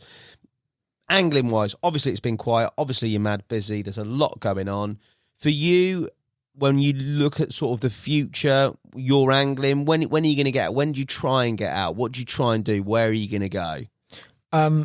Time management is hell. It really is. I will linear. I'd love to go back to linear and fish some of the new lakes and fish on there. Horseshoe. And if I'm able to open the day tickets outside my local town, definitely there. But I'm not that fussed, in all fairness. I love fishing, but I've got a long life, hopefully, if I don't write myself off in a car. I've got a long life in front of me. And at the minute, it is a case of you've got to push. You've got to have push years. And I'm in a position where I've sold a business. Inflation is at the highest it has ever been. If I think of what the number is, and then think about what you lose every year in inflation by not doing anything with it. Yeah. Left over, it's a obscene amount of money, and I hate losing money. I hate it. Any depreciation, like even on the car stuff that I do. Say cars is just one big bit of money, isn't it? Not really. I play the game quite well with them. Yeah, there's been the occasional one that's been, oh shit, what do I do that? But there's also been, you know, own a Lambo for a year and make 30 grand on it. So buy them right. I bought one off a guy that was going. Oh right. I bought one off a guy that was going bankrupt, literally off his drive. That day, he had to sell 5 of his cars, and I give him cash for it, and I got it for a really good price. And I'm able to own it and enjoy it and put some miles on it. But then there's a moment where you can't just be the oh, it's all right, whatever. If it costs me 20, 30 grand in depreciation, you can't do that because one day there won't be any left. So you got to be like, okay, now's the time to sell it. At the minute the market's popping, it's summer, sell it, get into the next thing. When it's right. So I hate losing money on them. I absolutely despise it. And in the last week, I had some bills on some of the cars. And I was actually one night I was at the pub. My mates were always like, you always change mine. I was like, they're all going, all of them. I'm just doing loads of properties, all that. Everything. I'm going to have an electric bike. Like, I got so mad in the week because everything just come at once. But yeah, no, I dare say I don't like losing money. Whether it's 50 quid, 100 quid. I don't like being mugged off, and I don't like losing money. And you can do the car thing, and the car thing's always worked for me because I genuinely believe the best form of networking you can have is mingling with the right people, and cars have introduced me to some crazy people. You know, if I'd have thought the little fat kid at 18 in Paving Direct, going fishing on the weekend, snacking on a Chinese, growing in size. If I ever thought that 5 years later that kid would have his own podcast in the back of a van and was sat there with one of the biggest porn stars in the UK talking about how she rode a dildo quad bike across the desert. Like, did you know what I mean? What an incredible podcast, mate. Like, how? How does life change like that? I don't know. But it does. And if I only met Hannah through going to a Lamborghini event, and she had a Lambo with the plate porn on it. And I probably wouldn't have had the confidence to go up and talk to her and say, I'm Ben, lovely to meet you. I've seen you. Can we go on a bike ride? Yeah, literally. Would you be up for doing this? And she turns around, she's like, yeah, but I don't want to get you banned. And I'm like, what do you mean? She's like, well, can I talk about the fact that I stuck a Mars bar up my ass and it made me famous? Is that how you get famous? I'm not doing it. And I was like, Christ, get myself out of this sticky situation. But I only met her through going to that car event. Now, that podcast, if that does well and gets views, I've got a web development digital company. Yeah. People invest an hour a week listening to you like they do to you. It's because they do care, and they end up being quite invested in what you're doing, whether it be a product, whether it be a particular lake someone's going to off the back of this because they've heard it on the podcast. If they listen to mine, they're like, right, it's time to start a business. Well, if they need someone to do the website, they know they're going to be looked after, they trust, they've heard stories, so they just naturally go to you. That's why I do it. But I also get a lot of enjoyment and pleasure out of doing it, like I do with the lake stuff. But if I didn't have the car, you couldn't get the guest, you can't get the sales. Having those things unbelievably help in terms of networking. It is amazing. Some of the people that I've met through the world of cars that you just blow your socks off. Don't know, mate, you've got to take a lot of credit there. I think when I look at it and strip it all back, there is definitely something in you, whether it be hereditary, whether it just be you, that is very astute. There's a lot of acumen there with regards to money making in business. I think of a 24-year-old who, has gone through a horrible occurrence in terms of their father, but then he's landed with selling a company and having some money at the back end of it. If I'm 24 and I've got some money, mate, and I've not got the foresight to do something good with it, I'm having a great time for a couple of years, but I've got nothing left. And that can easily happen. You see that happen a lot. Like holidays, there's no two ways. Holidays freak me out. So when people talk about holidays or going on something crazy, that freaks me out because you can't get the money back. So I'm like, is that experience worth it for me enough? Right. Going on that holiday, is it worth it enough? And I don't always think it is for me at this point in my life. I genuinely, and it is honestly true. I bought a Ferrari 458 recently, and I paid $150 for it, and I've got someone on that car at $170 at the minute. I've done a few thousand miles and it can sell it. I've gone to events and met people through it, and it will pay for everything it's had done on it. It's lucky that you're in that position to be able to buy that, and it helps you with the world of business and all the rest of it. But then it doesn't stress me owning it because it's not costing me anything. If I went on a holiday and it costs me It's all out. 20 grand Yeah. to go on this safari, all I'm getting out of it is personal pleasure and stories. And at this stage in my life, I've got to look at the future and think, what is there left to do? And you ask about like what I look at my angling life like. Well, it's just like I loved angling when I was younger, and it provided me a great place to escape to and learn and chill and all the rest of it. I'm now in this part that I recognise is just graft like hell. Like, you've got an opportunity. Don't be that kid that you see in the memes that's just like, you know, this generation builds it up, this generation wastes it. Don't be that kid. Be the next generation that builds it up. And then don't let my kids one day waste it. Yeah, bring them up. Have enough in the property company that's still going, or the lakes or whatever. Hold on. Yeah, I mean, the website, world's weird, AI and all the rest of it, that could be here today and gone tomorrow. Who knows?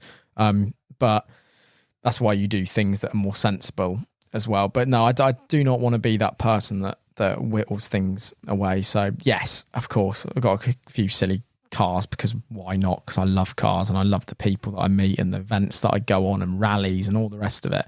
But anything that I think is going to lose money, no. I'm not the person that goes in and buys a brand new Ferrari at 350 grand, drives it off the lot and loses 100 grand. That's not me. Yeah. I'm 10,000 miles used. Can I get a deal? Can I buy it off someone that's struggling and like really get the most out of it? But yeah, fair. Well, a very effective mindset, mate. In terms of your fishing personally, your goals, the places you'd like to go, the things you'd like to do, you seem to have, I mean, it has been a feature of one style of angling with regards to bites, activity, action, always been on a venue where you can do something, whether that be ringing the dinner bell with a spawn, whether that be sort of looking for another spot, whether that be baiting, whether that be dealing with the fish and getting the rig back out on the spot. It's active, it's constant, it's that type of fishing. Is there any desire to do sort of big fish, sort of, I don't know, like really targeting a certain fish, going out to Europe, doing anything like that? I've just developed my first, in my brain, challenge for a long time with angling that I've now got on the radar to do between now and the end of the year, because I think I can manage it time-wise, and I think I'll enjoy it, and it sets me a challenge. And that is to catch a barbel out of my local river, the Thames. Right. Now, in the stretch that I'm on, it's kind of known.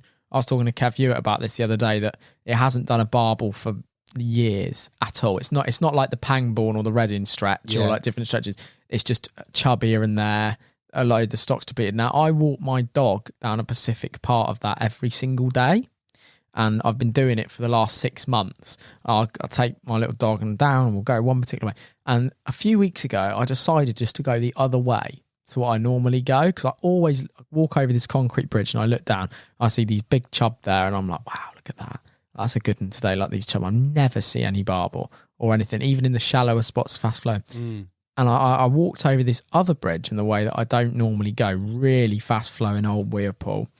And I was sunny, and I looked over at this spot in front of some reeds, and it was real shallow, big hard gravel bar. I just saw these big black like marks on top of it, and I was like, no way, that can't be chub. They look bigger than that. They can't be chub. And I tied the dog to the thing and walked down, and there was 3 great big barbel sat in the flow on top of it. What, doubles? I don't know. I can't judge it. I've never fished for them. Right. I don't know. Do you know, if it was £6, I'd be over the moon. But I think they're bigger. And from what people knew about the ones that used to come out from down there, they used to be doubles. So I've never done that, ever. And I've recognised that because I walk the dog down there every day, I'll be able to bait those spots that I've seen them on. So my next challenge is actually catching a big barbel out of the Thames. I'm absolutely... And I have to admit, I reckon a lot of inspiration to do that has come from Carl's fishing channel. Brilliant fishing channel. Fish with Carl. I absolutely adore him. Yeah, he's brilliant. I'm a patron to his channel. The only channel I'm a patron to actually on YouTube is Carl's. Right. And I just think his ability behind a camera to make a National Geographic level shot film, basically on his own out on the bank, is sensational. And the way he can put a project together, and that's what's inspired me to film the build of my fishery. So I thought, if I can put that into one video building that project, you know, that's off the back of him, and he goes out and he just loves angling, whether it's carp or pike or or barbel, and he does everything. And I thought, you know what? That's my next thing. That is. It's not even the carp thing. I want to go out and I want to catch a barbel out the river. I like that, mate. That's real cool, isn't it? You have to keep them posted. Carp-wise, moving forward, what is it? Come on. You've got opportunities here. I know you have. I know you're busy, but you've got opportunities. What sort of, I don't know, gets you going? There's a bit there you haven't done. There's a lot of match stuff. Do you want to catch a real big one? Do you want to go abroad? Do you want to, I don't know, do you want to go to, who knows, America, Australia? I would love to go to the US and catch a couple. Yeah. I think there's also, brain goes, there's opportunity out in the US. I think carp fishing will one day potentially blow up in certain little bubbles out there. It depends how they end up looking them, but a lot of stuff changes. I'd love to go to the US on an adventure and catch some carp. If that was part of a trip like one of Carl's or something one day, then that would be amazing. Tag along on something like that and try and muck in and help and not just be there because you bought a ticket. Like going on one of the subs. So I'd love to do something like that. And I think I'd love to be in the position where I could get my businesses to a point that allows me maybe in 21 to 26 just to get to the point where I can go for a night a week again. Yeah, nice. It's not even about catching a fish. If I can just get out for a night a week and feel like I can do that without the grotting feeling inside that you are then losing to the other people you're competing against in the business space, or you're sacrificing putting out a podcast that week, or you're sacrificing doing another website build to help with cash flow for the podcast or whatever. It would eat me up. Being on the bank at the minute would eat me up because I would feel dishonest that I'm not trying my best to achieve the things that I've currently set out for me to do. That's why I'm building a lake and getting my fishing kick from doing that and from opening lakes and all the and building a fishery. But I will get back on the bank. I say carp-wise, I honestly couldn't tell you what the challenge is. I've not caught a UK 40. I think that would be a real big thing for me. Would be, and I think that if I got back on linear, it would happen. I think, I'd stand a much better chance. That'd be quite cool. I've got Wayne said that we could go for a trip together on B1 or B2 soon. I think if it's in the diary and I go, you've done it. Then you got hopefully you've done it. So I think there you go. There's my carp targets. A UK 40. So never managed it. I got close a few times, but never managed it. And a big barbel at the river. That's me fishing goal. Love that. Podcast hosting. Talk to me briefly about that, mate. What's it like? What's it like being that side of the... I've loved it for once because, as you know, the first one I did was horrific. So bad. I just did it with a guy called Nigel. He's brilliant at talking, but I feel like, I don't know what you think about it, being a podcast host and asking the questions, it's like another form of English because you've got poetry and then there's podcasting. And I think it is another form that you've got to learn, because what you have to do in your head is obviously someone's talking to you and you're like, hang on a second, you're so into this conversation, what's the next question I've got to ask when they finish speaking? And you've got to like preload like a gun the next questions, or think about how to explore stuff. And it is like another form of English. So I've learned that I needed a little bit of coaching for me to help with mine, which I did. And that's gone really well. Sometimes you're sitting down with people that you don't know, you don't follow, and that's kind of hard. But I thought, how could I do it differently? So I got a VW crafter van, because the problem is with podcasting is a lot of your guests are able to come to here, and it's fishing, it's angling, they want to come and see the lakes that are here where you are, and it's an experience to come here. But with my guests, especially if they're running busy businesses, there's no way you're going to get them to drive 3 hours to my house to sit in a shed to film a podcast. It's not going to happen. So how do you keep the environment the same whilst being able to get the best guests possible? You've got to take the environment to the guest. It's like the only way you can do it. So I decided to I'd seen these van conversions and fishing van conversions. So I've taken a VW Crafter long wheelbase, and we got some quotes to have it done by conversion companies. I thought, no, they're mugging me off. Not interested. And I want it to be right. So again, took some time out of what I normally do, got involved with my carpenter, built it together. And we've now got a fully soundproof crafter podcast studio that you can pull up anywhere and only have an hour of your guest's time. And I do that and put it out. And I'm probably on episode 10 now. My biggest podcast got over 50,000 views, or just approaching. with someone that I did. A lot of guests, again, help from the world from cars. And the idea is, instead of spending money on advertisement for my web development company, what could I do different? Everybody is just making PPC ads. I've used our agency with some fancy graphics over it. It's absolutely boring. Everyone's doing the same thing. How can you differentiate it? Why don't you start a podcast, not push it down people's throats? I learned from Corda and from Nash and all the rest of it that their marketing went in the way that they didn't even talk about the product. A lot of the time it was just a story, and it inspired people, and they're already using the products. People will go out and copy them. So it's like with the podcast, I don't throw it down people's necks. They see me sat there in a Fowler Digital t-shirt. They see us talk about website stuff, and then even on approaching 1,000 subs, starting to get jobs coming through. Yeah. So the goal is 100,000 subscribers by Christmas on the podcast channel. I've got someone helping me on it that's doing me a massive favour. And you've not just got someone helping, have you? No, her strategy to do it, I've already witnessed firsthand what she can do that's different to other people. And I think that we'll go there. But it's hard work, you know. I know the fishery project's coming up. Last night I stayed at a hotel in Colchester. I filmed a podcast at 9 o'clock with someone last night. I'm finishing this one, and then going to Hatford, filming one there, and then going up and filming another one. Then I'll get home at like 10 o'clock tonight, so that I've got, we put one out, we filmed 2 last week, but I might not film again for the next 5 weeks because of the fishery build and running my website company.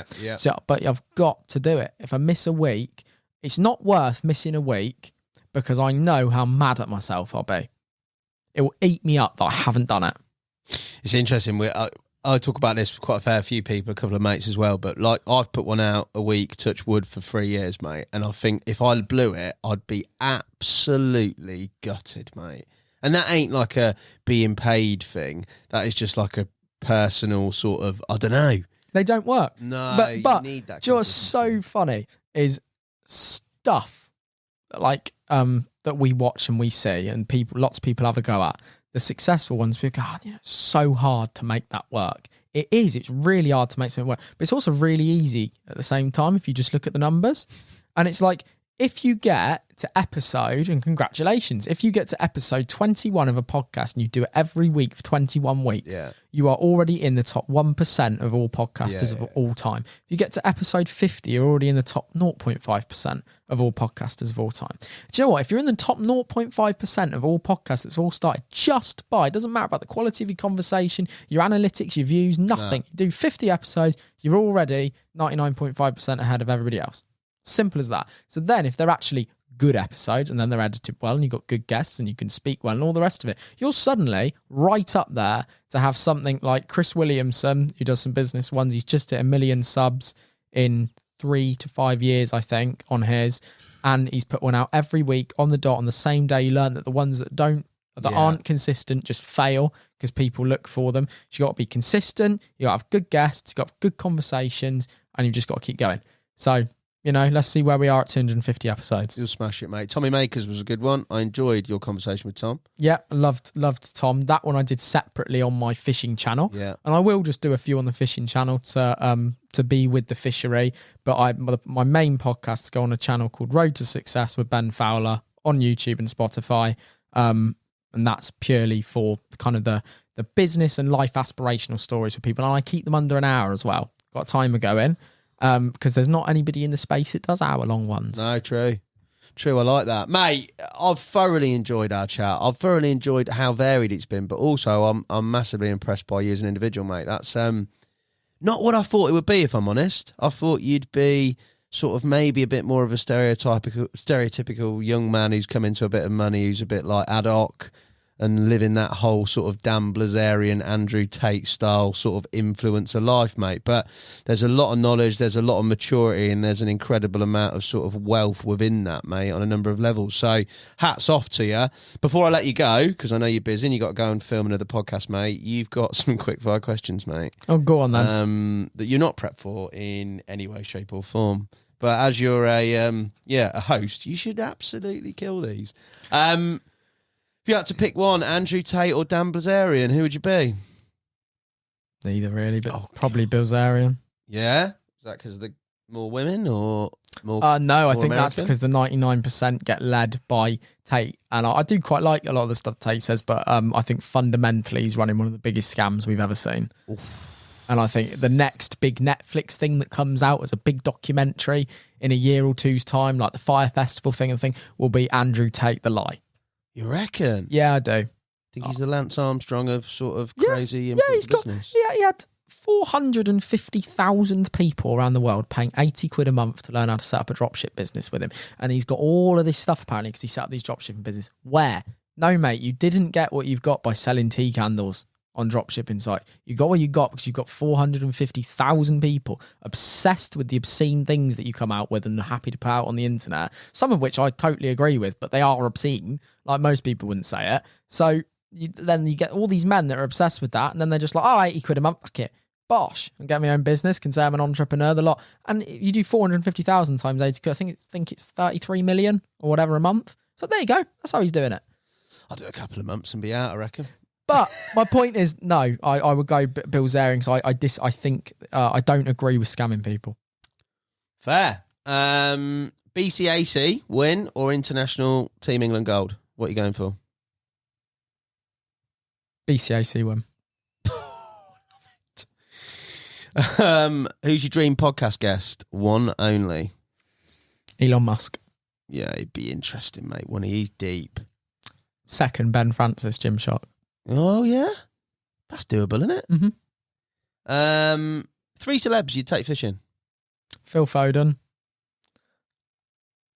Ali Amidi. Oh yeah, nice. Hannah Brooks, porn star. Would you? Back to Hannah again. Also made quite the impression on you. What's your idea of carp fishing hell?